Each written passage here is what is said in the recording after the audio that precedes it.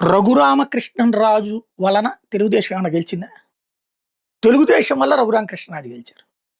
రఘురామకృష్ణరాజు వల్ల వైఎస్ఆర్‌సీపీ ఏమైనా గెలిచిందా? వైఎస్ఆర్‌సీపీ వల్ల రఘురామకృష్ణరాజు గెలుస్తారు.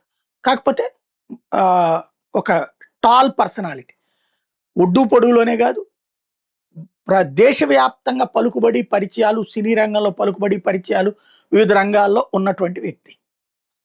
ఇప్పుడు కాకపోతే ఆయనకున్నటువంటిదల్లా లూజ్ టాక్.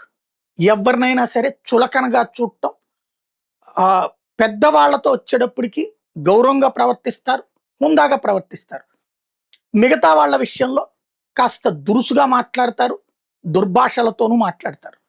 తనకి నచ్చితే అపారంగా ప్రేమిస్తారు, చంద్రబాబుని, పవన్ కళ్యాణ్‌ని పొగిడినట్టు పొగుడుతారు. నచ్చకపోతే దారుణాతి దారుణంగా తిట్టిపోస్తారు. ఆయన ఇప్పుడు మొన్న కింద పడటం, ఏది స్పోర్ట్స్ ఆడుతూ ఎమ్మెల్యేల స్పోర్ట్స్‌లో పరుగు చేస్తూ రన్ తీస్తూ క్రికెట్‌లో ఆ టైంలో కాలుకి ఫ్రాక్చర్ అవ్వడం, ఆ విషయాల్ని సునీల్ ఎవరైతే ఐపీఎస్ సునీల్ ప్రస్తావించడం, నిజంగా ఆయనకి మేము కొట్టుంటే గనక ఇలాంటి ఫ్రాక్చర్లు ఉంటాయి, అట్లాంటిదేమో అప్పుడు ఎందుకు లేదు, ఇన్ని రోజులు ఆసుపత్రి ఎందుకు పడలేదు అన్నటువంటి పాయింట్ రైజ్ చేయడం. నువ్వు వస్తే ఆ క్రికెట్ స్టేడియంలోనే నిన్ను ఆ రోజు నాకు ఎట్లాంటి ట్రీట్మెంట్ ఇచ్చావో అట్లాంటి ట్రీట్మెంటే ఇస్తాను, అప్పుడు తెలుసుద్ది నీకు నొప్పి ఏంటో అంటూ ఈయన ట్వీట్.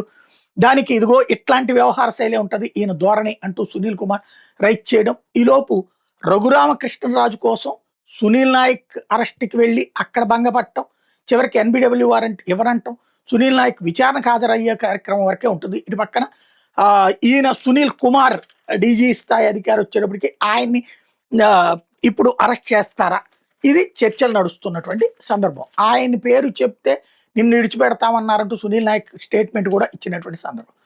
ఇప్పుడు రఘురామకృష్ణరాజు తాజాగా కొన్ని వ్యాఖ్యలు చేశారు.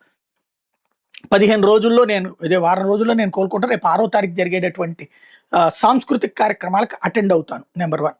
రెండోది, సునీల్ కుమార్ గురించి మాట్లాడితే క్యాస్ట్ ఇష్యూస్ తీసుకొచ్చి ఒక వర్గానికి వ్యతిరేకమైన ముద్ర వేస్తున్నారు. కానీ 10 రోజుల్లోపు కీలక పరిణామాలు చోటు చేసుకుంటాయి. అంటే 10 రోజుల్లోపు సునీల్ కుమార్ను, సునీల్ నాయక్ను అరెస్ట్ చేస్తారన్నది పరోక్షంగా చెప్తున్నారు. ఇక్కడ టీడీపీకి వచ్చిన సమస్య ఏంటంటే, ఇప్పటికే ఓ పక్కన కొలికిపూడి, ఇటు సునీల్ కుమారు, అటు సునీల్ నాయక్, వీళ్ళందరినీ అందరూ పెద్ద పెద్ద పొజిషన్స్ వాళ్ళు. వాళ్ళ మీదన ఇక్కడ జరుగుతున్నది పార్టీ వైపు నుంచి రివర్స్ అవుతున్నది. ఇది పార్టీకి మంచిదా కాదా అన్నది ఆలోచించుకోవాల్సిన సందర్భం. కేసినేని చిన్ని కాకపోయినా నాని అయినా అక్కడ గెలుస్తూనే ఉన్నాడు. కానీ ఆ చిన్ని 5 టర్మ్స్ నుంచి ఓడిపోతా వస్తున్నటువంటి తిరువూరులో గెలిచినటువంటి వ్యక్తిని నిలబెట్టి కాపాడి పార్టీని చేయాల్సింది పోయి రివర్స్ చేస్తున్నాడు. పార్టీలో ఉన్నటువంటి వాళ్ళు చిన్నీతో ఉన్న ప్రేమ, లేకపోతే ఆ చిన్నీకి లోకేష్తో ఉన్న సంబంధం కారణంగాను అతను చేస్తున్న అక్కడ డబుల్ గేమ్ విషయాన్ని పట్టించుకోవట్లేదు. అక్కడ కొలికిపూడి ఆత్మగౌరవ పోరాటం అంటున్నారు, అక్కడ క్యాస్ట్ ముందుకు తెస్తారు. ఇక్కడ వీళ్ళు అదే తీసుకొస్తున్నారు.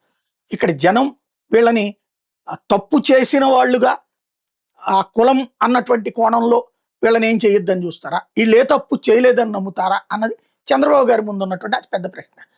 ఎందుకంటే కులం ఆధారంగానే ఎలక్షన్లు జరుగుతున్నటువంటి దశలో ఏం జరుగుతుంది? ఎందుకంటే అంతకుముందు 2014 కానీ 19 కానీ అసలు టోటల్గా కాంగ్రెస్ తెలుగుదేశం చరిత్రలో ఎస్సీ ఎస్టీ సీట్లలో ఎప్పుడు కూడా కాంగ్రెసే అప్పట్లో ఆధిపత్యం, తర్వాత వైసీపీ.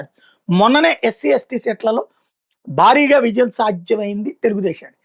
ఇప్పుడు రఘురామకృష్ణరాజు కోసం, కేసినేని చిన్ని కోసం నెగిటివ్ క్రియేషన్ తెచ్చుకుంటారా, లేదా ఈ పరిస్థితులను చక్కదిద్దుకుంటారా చూడాల్సింది. ఎందుకంటే పల్లా శ్రీనివాస్ లాంటి ఇష్యూస్ కూడా నడుస్తున్నాయి ఇప్పుడు.